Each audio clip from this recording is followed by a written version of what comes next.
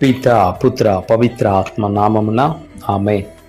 క్రీస్తునాథుని అందలి ప్రియ దైవబిడ్డలారా, మే మాసము మరీ తల్లి పూజిత మాసము 21వ రోజు యొక్క అద్భుత వాక్యాంశానికి అందరిని కూడా యేసుక్రీస్తు నామంలో ప్రేమతో ఆహ్వానిస్తూ ఉన్నాను. 21వ రోజున తల్లి శ్రీస్తవ మనకిచ్చే అద్భుతం జర్మనీ దేశంలో బవేరియా ప్రాంతంలో ఉన్న అల్టింగే పుణ్యక్షేత్రం ఐరోపాలోని అత్యంత పవిత్రమైన స్థలాల్లో ఒకటిగా పేరుగాంచింది. ఇక్కడ 1489వ సంవత్సరంలో ఒక గొప్ప అద్భుతం జరిగింది.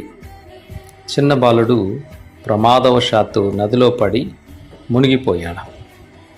అతని యొక్క తల్లిదండ్రులు బాలుని యొక్క మృతదేహాన్ని తీసుకుని వచ్చి దగ్గరలో ఉన్న మరియమాత నల్లని విగ్రహం ఉన్న ప్రార్థనా మందిరానికి వెళ్ళి ఉన్నారు.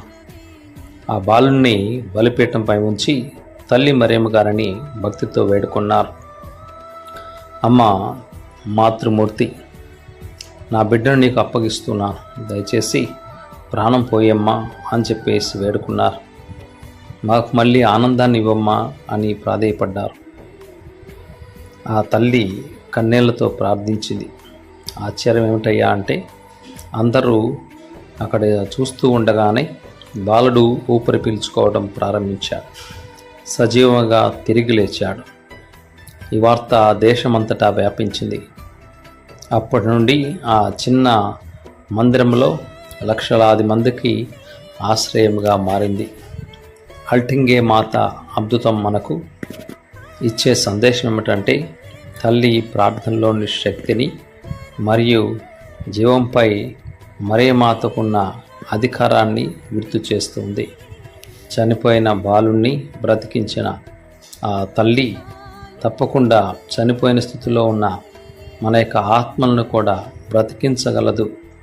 మరీ ముఖ్యంగా మన యొక్క జీవిత విధానంలో యుద్ధాల సమయంలో, కరువు కాటకాల్లో జర్మనీ ప్రజలు ఆ తల్లిని వేడుకొని ఎన్నోసార్లు రక్షించబడ్డారు. ఈ యొక్క స్వరూపం ఎదుట వెలిగించే వేలాది దీపాలు భక్తుల యొక్క విశ్వాసాన్ని బలపరుస్తూ ఎల్లప్పుడూ కూడా ప్రతీకలుగా ఉన్నాయి. ఈ అద్భుతం మనకిచ్చే సందేశం, నిరాశ చెందిన ఆ యొక్క స్థితిలో తల్లి మరియమ్మ గారి దగ్గరికి వెళితే అద్భుతాలు జరుగుతాయని వాక్యాలు సెలవిస్తున్నాయి. మన జీవితంలో మరి ముఖ్యంగా మరణించిన ఆ స్థాయిలో ఉండే సందర్భంలో కూడా మన ఆశలు, మన సంబంధాలు, మన ఆరోగ్యం మరియమాత ప్రార్థన ద్వారా తప్పకుండా పునర్జీవం పొందుతాయని, అల్టింగే మాత మనకి ఎప్పుడు కూడా తోడుగా ఉంటుందని, కీడుల నుంచి కాపాడుతుందని, కన్నీళ్ళను తుడుస్తుందని ఈ యొక్క అద్భుతం గుర్తు చేస్తుంది. అద్భుతం ద్వారా తల్లి మరియమ్మ గారిని వేడుకునే జపమాలలో భగవంతుడు మనందరినీ ఎల్లకాలం ఆశీర్వదించి దైవ కృపకు పాత్రలు చేయాలని, దేవుని యొక్క నిండైన అపారమైన కృపా కటాక్షాలు దయచేయమని భగవంతుని వేడుకుందాం. ప్రభువైన దేవాదేవుడు వాక్యాన్ని విన్న ప్రతి ఒక్కరిని, జపమాలు జపిస్తున్న ప్రతి కుటుంబాన్ని ఎల్లకాలం దీవించి నడిపించుదురుగాక. ఆమేన్. ప్రభువు మీతో నుందురుగాక, మీ ఆత్మతోనూ ఉందురుగాక.